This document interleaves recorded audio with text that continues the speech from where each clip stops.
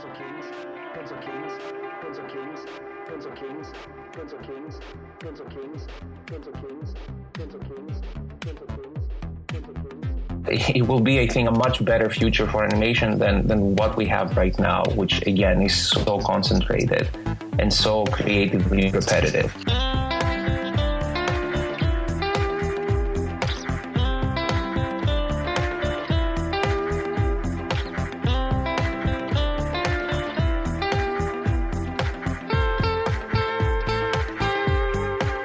All right, we're back for the Pencil Kings podcast, and today we are talking with Spyros Tsiounis. Hello, everybody. I hope I did that right. Yep. Welcome. Perfect. Yeah, and I'm excited to hear about your film production that you've been working on, because, as I understand it, there's a ton of things that you learned in the process. And just that whole story, I think there's a lot of interesting stories here. But to start off, why don't you tell people, take a minute or two and just tell people about some of the projects you've worked on and what you do. Okay. So I came to the United States many moons ago from Greece, where I grew up. I was born and grew up there. And I started working in the animation industry right out of college. I had the good fortune to work for some major studios like DreamWorks and Lucasfilm and Sony and Disney. For the first several years of my career, I was working on feature films. Some of the films that did better were Kung Fu Panda, Coraline, Shrek, Forever After, and that was mostly during my years in Los Angeles.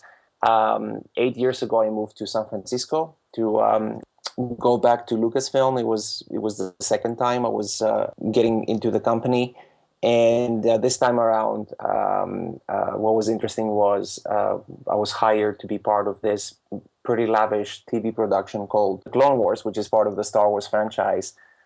And what was interesting about that was that for the first time, there was an effort to do away with storyboards, which I don't know if it's if it's anathema for this website. But for the first time, we tried to do away with that and start developing and using pretty robust 3D tools for story. And during that same time, the opportunity came up to start production on my own film, which is called Them Greeks, and we managed to get it off the ground. The details of that are quite a bit of a longer story. So I'm actually curious, because I was reading in an interview that you had done that the reason behind wanting to create your own film, and the reason why I think this is important to talk about, is because I know a lot of people have their own ideas, their own things that they want to create, but there's a lot of reasons why they don't move forward with it. But you did, right? And you had a really important reason why, and you wanted to push the boundaries. But what are some of the boundaries? Can you give us some examples of the current boundaries that people who aren't on the inside, they might not see? You know, they watch the thing on the screen and they think everything is good. But when you're on the inside, you see a whole different side of things. So what are some of the boundaries that you wanted to challenge, or what were some of the things that you wanted to push with your own project? Right. So if you look at the state of the animation industry right now, I think everybody would agree it's an industry that it's still extremely complicated, which is not unusual in the sense that so many industries, when you look at their history, that's how they start out. But it's still pretty surprising to me that the animation industry has been stuck in this initial stage for the longest time, which is that it's very concentrated. There is only a handful of huge studios that have the capacity to make lavish 3D animated films. There is no such thing as independent filmmaking, really, not like in live action, where almost half of the output of the films that you see, of the many films that you see available every year, they're independently produced. You don't have all that in the animation industry. And the reason is that primarily economic. of course. Lavish animated productions are very expensive. They cost anywhere between 150 to $200 million to make. Illumination is the only studio that recently managed to innovate the process to such an extent that they halved the cost, and they were still able to produce high production quality animation. But for the most part, that was not the case for the longest time. And also, it's a very complicated process. It's a terribly complicated process. It requires hundreds of professionals, both on the creative side as well as the technological side, as well as the business side. And at least this has been the case so far. You have to relocate all these hundreds of professionals under the same roof in a large facility with a ton of equipment. So these are all huge barriers, and it's the main reason why the industry has been stuck in this state for as long as it has. The most important consequence of that, in my opinion, especially as a storyteller, is it causes the creativity to be very cookie cutter, very repetitive. We only see a handful of major animated films every year. That's it. And almost all of them every year they're usually not creatively bold. They're usually very repetitive in terms of their theme. So that's the overview of why it's so hard to get an independent project off the ground. Right. And so that's what you were trying to challenge, like to create a film that was more economically viable, or? Well, for the first time, a few years ago, we realized that for the first time, the way technology is developing, as well as the way the animation community is shaping globally, it's showing the promise for the first time. It's showing the possibility for the first time ever to be able to lower the cost of these productions and make the medium more accessible to more filmmakers. And one major such development that could enable that is the ability we now have to set up production pipelines entirely over the internet, doing away completely with physical facilities and extra equipment other than the equipment that people already have at home. And if we can successfully manage to link those people, all this talent online, then it is conceivable to reduce the cost by a lot. And that, I think, is the key to seeing more content, more stories by more filmmakers, by more teams of digital artists, and seeing more fresh content as well. Yeah, we talked a few episodes now with the creators of Mila Film and how they are doing a whole distributed worldwide global team and being able to bring everybody together to create a very high quality animated short. Yes. What are some of the cool stories, or the things that, when you think about this distributed sort of architecture and people being able to work together more easily, like what kind of things really do you see in your mind that really makes you excited? And the reason why I want your opinion on this is because this is something that you're passionate about. And I feel that when you're sort of like at the beginning, like you don't know where the technology is going to be in 5 years. We can guess. We know that it will be better than it is now, but there's things that you're always excited for. So what are some of the stories, or what are some of the possibilities that you see being possible now and just getting better and better in the future as we continue to go down this path of being able to lower the cost and lower the barrier to entry and to bring people together from many different places for better collaboration? Sure. So, like you said very well, nobody can predict the future. Nobody knows exactly how the future is going to shape up. But one good rule of thumb is that unless there is a good reason not to, history does repeat itself. And the best historical example I have when it comes to trying to imagine how the future of animation may shape up is live action. Because I think live action has already gone through this process. There is in the history of live action, the medium already went through this initial phase where independent filmmaking was unimaginable. The cost was too high. The technology was not there for independents to use. There were only a handful of huge studios that could make these huge shows. And it happened in Hollywood in the 30s and 40s was that period was the golden era.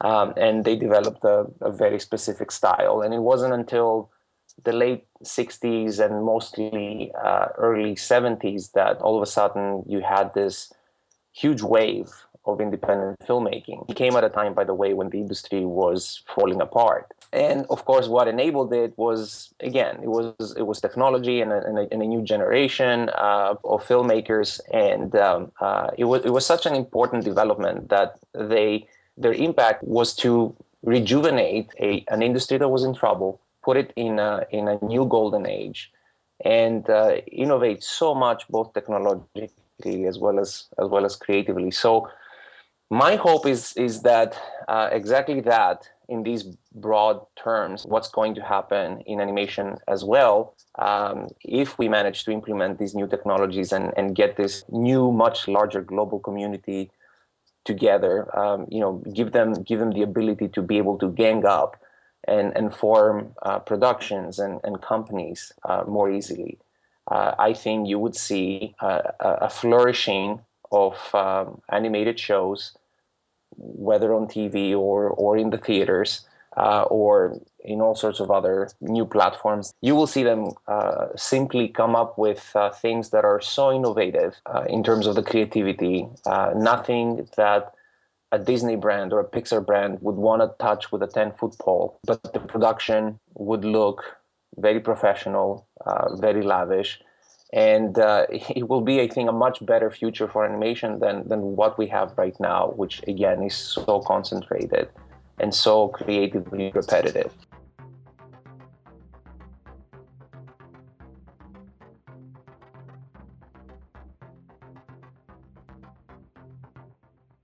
Yeah, I can definitely feel what you're saying in the way that you explained it. At first, I was like, I'm not sure because it's been a while since I've been on the inside. But now the way that you explain it, I can definitely see that and understand the history behind it. Let's switch gears a little bit, because having gone through this process of creating something with the distributed team and trying to do it yourself and step outside of the studio environment, obviously you learn a ton. And I'm curious what kind of, because I seem to talk with a lot of people who want to tell their story, but they're not sure what the next steps are. And I was like this too when I was in high school. I loved MechWarrior. That was the big game for me at the time, and I wanted to make movies about giant robots battling each other. And I created lots of storyboards, but I never really got past the storyboard point for it to become reality. And it could have been, my passion wasn't enough, because it takes a lot of passion to push past all the barriers. But these days, I might say to people, well, that's what you should do. Set yourself like 2 minutes. Show somebody what your story is about in 2 minutes. Do your storyboards, and then try to do some kind of previs, whether that's you with your iPhone, if it's some kind of live action, or you with the computer if you're working 3D, but just make it more tangible than static images, and show that to somebody, and then see if you can get more people onto your project. That's what I would say. I feel like somebody should not take my advice because I haven't done this, but that's where my mind is. So I want you to now destroy my vision and give us some real actionable ideas, or something that's more based in reality, what somebody could do to kind of move forward with their project now that you've actually gone through and done it yourself. Right. So the first thing to say is that your suggestion is actually a very good one, and it's very much how I started. I can only add to that it turns out there's so much more that somebody who's leading a project needs to be doing and needs to know. And it's something that caught me off guard at the beginning, and I had to learn the hard way over the course of trying to get the project off the ground. So initially, yes, you do want to come up with a very solid plan, certainly a very solid creative plan. Like you said, whether that's in the form of very well fleshed out storyboards or a very well fleshed out layout animatic. The more people see that you are prepared and that you're serious, and the more they see that you are invested in the project, the more likely they are to follow. The aspect, however, that I found out was the more shocking to realize is that, and you don't realize it, and it can be shocking if all you know is working at the big studios, because working at the big studios, just like working at any big company, the mentality for that is very different compared to the mentality of trying to do something entrepreneurially. And the difference is, in a big company, you're required to play an extremely specialized role, and you don't need to really know anything about the process before you and the process after, and you're part of this extremely complex system. And when you're trying to do something entrepreneurially, when you're trying to set up a production from A to Z, it's the exact opposite. You will be required to have a very good fundamental understanding when it comes to pretty much every aspect of it. And there are so many aspects. It's not just storyboarding or development or design. It's animation. It's before animation, it's asset creation, rigging, texturing, modeling. Then when you get into shot production, it's animation, it's corrective shapes, it's simulations, effects, lighting, rendering. These are all literally they are college textbooks, each one of those disciplines, right? And you do need to have at least a fundamental understanding in all of these aspects. Otherwise, how can you recruit the right people, and how can you communicate with these people, and how can you judge as the person that is ultimately responsible for the effort whether something is going well or not? And again, that's just the creative side. Then you have the technological side. It simply takes a lot of engineering to set up a production entirely online, to set up servers, and to establish a versioning system, and to decide what kind of software you're going to use, and how people are going to be communicating, and how are you going to be tracking progress, right? Yeah, it's insane. I can completely can relate to you, having run a studio and run large teams in sort of like an entrepreneurial side. It's crazy how much you have to know. Yeah, it's a very common experience for people that move forward with these ideas to, even if they are extremely prudent, even if they are very careful about what it is they're getting into, and they're trying to estimate what it is they're getting into. It's amazing how most of us still become shocked that the actual challenge is many times greater than even our most pessimistic estimates.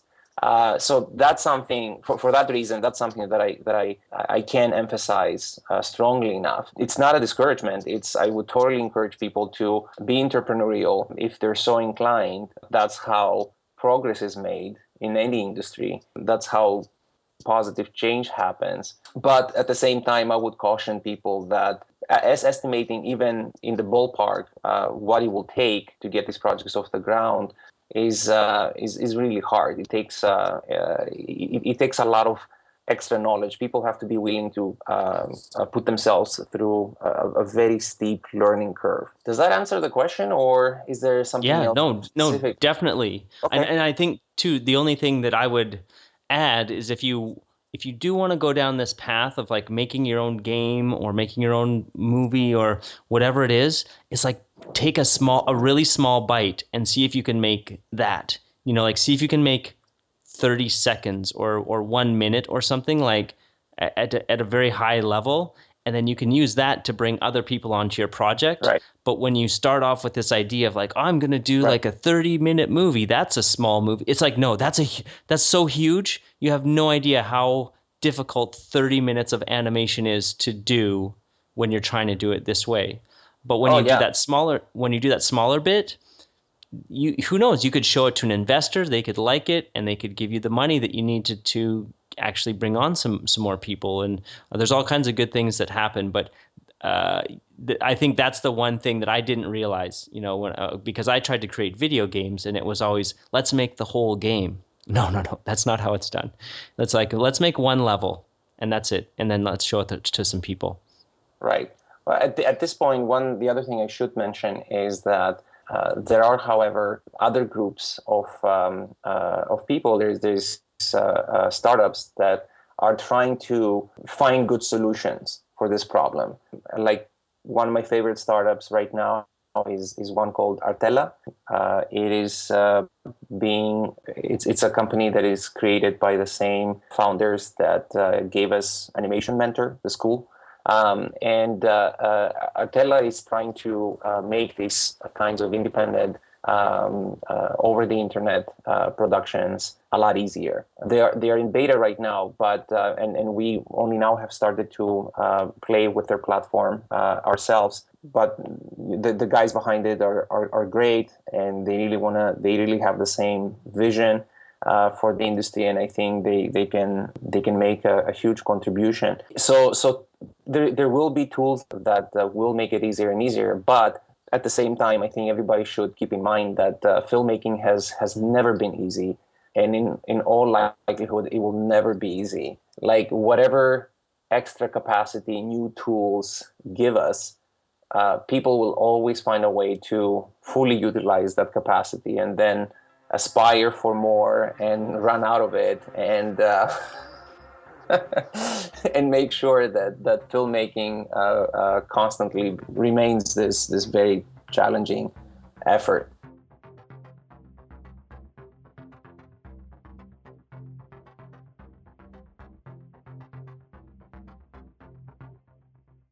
Well, I think this has been a really good interview, just kind of going over the challenges and realities of creating your own project. Is there anything that you want to add to this? I know it's a conversation. Literally, you could talk for probably 3 hours on, and maybe even longer. But just as like getting somebody started, is there anything else that you think is left to add?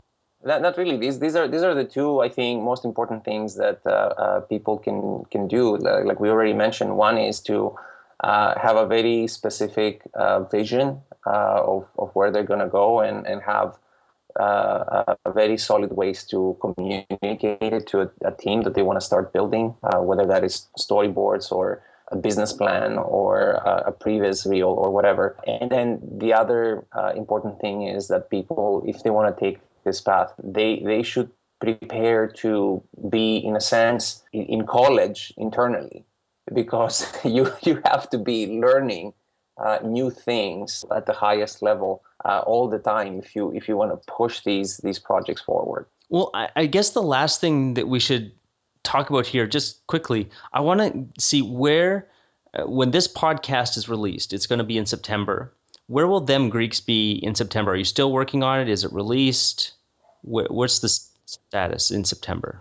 Right. So the first thing to say about Them Greeks is that before we could make a single asset, rather a single shot, we had to build a studio online, and that took a while. And I'm happy to announce that huge milestone for the production is accomplished. There is a fully fledged pipeline online that is capable of cranking out shots. And we have already completed 10% of the film, although that is the easiest 10% of the short that made it all the way through the pipeline. And our next milestone right now is we are trying to produce the next 23 shots, which are used to make up the trailer for the film. And I think we are at least 2-3 months away from releasing a trailer to the world. We're very excited, obviously, to show everybody, give everybody the first solid idea of what we've been up to. But once the trailer is released, it would also indicate that about a third of the total film is done. So look for that this fall, and I hope people enjoy it. I hope people get excited. And the last thing that I want to bring up, the interview that I read before was saying that you're still looking for people. Will you still be looking for people in September? Because if you are, I want to make sure that we put a call out on this podcast. So if anyone's listening and you yourself or you know somebody who's interested in something like this, I want to make sure that we help get the word out for your project if you're still looking for people. Mitch, thank you so much for offering. The short answer is that there's always room for great artists in almost every discipline. We don't do asset creation anymore. Like that part of the production has been completed a long time ago. So we don't need modelers or riggers or texture artists at the moment. But there is still room for primarily talented effects artists. That's always a hard discipline to recruit for. Lighters, we're going to be lighting a ton in the coming months, and then it's less of a need, but again, there's always room for great people for these departments as well. Cloth simulation and animators even, and also, if I may, people in general can visit Instagram. There is a Them Greeks account in Instagram, and they can check out. They can get a glimpse of behind the scenes of some of the progress that is being made on the film. And if people are interested in my personal work, or rather some of my 2D work from studios, there is my account on Instagram for that is Story Artist. Awesome. Well, I'm glad that you'll still be looking for people. And for somebody who's looking to break in, I want to add one little last piece here, and then we'll wrap up. But I know a lot of people are looking for their big break, right? They want to work at a company or a specific project. But these other projects, like Them Greeks, Them Greeks is not being put out by Pixar or Disney. So if you're not listening to this podcast, you might not hear about it because of these smaller releases. And there's lots of movies like this. And these kind of projects are your opportunity where you can work with far more experienced artists, just like you would in a studio.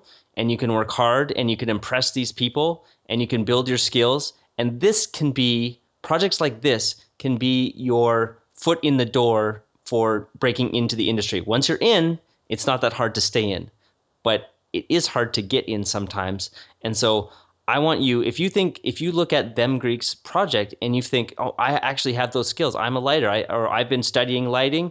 I don't know what level of people are being put on the project. Spyros said, they're looking for great artists, but you could be in high school right now and you could still be doing great work. I don't know what your work looks like, but I just want to encourage you to take advantage of these opportunities because they're far bigger than you might actually realize. And so you could say, hey, I'm going to go and play Pokemon Go, or no, you know what? I'm going to get my act together. I'm going to get serious, and I'm going to put my portfolio together to apply for a project like this. And it's going to lead to some amazing things for you. So I just want to give you that last push. Anybody who's sitting on the fence and thinking they want to do it, or maybe someday they'll do it, it's like these opportunities are out there right now waiting for you. People want you on their project. So that's it for me. Thank you, Spyros, so much. Mitch, it was a pleasure and an honor. Thank you so much for inviting us. Yeah, and I wish you all the best with your project. We'll have links for everything over at pencilkings.com/podcast. And Spyros, where can people go to find your personal page if they want to check out some of your stuff? Like I mentioned, if they go to Instagram, my account is called Story Artist, one word. Okay, perfect. So you can go to Story Artist over at Instagram, and we'll have that link. So thank you once again so much, and we'll be back next week with another episode of the Pencil Kings podcast. Thanks for having me, Mitch. Take care. Scope demands patience, skill, years of practice. You talk like a fool. I would trade a century of practice for an ounce of inspiration.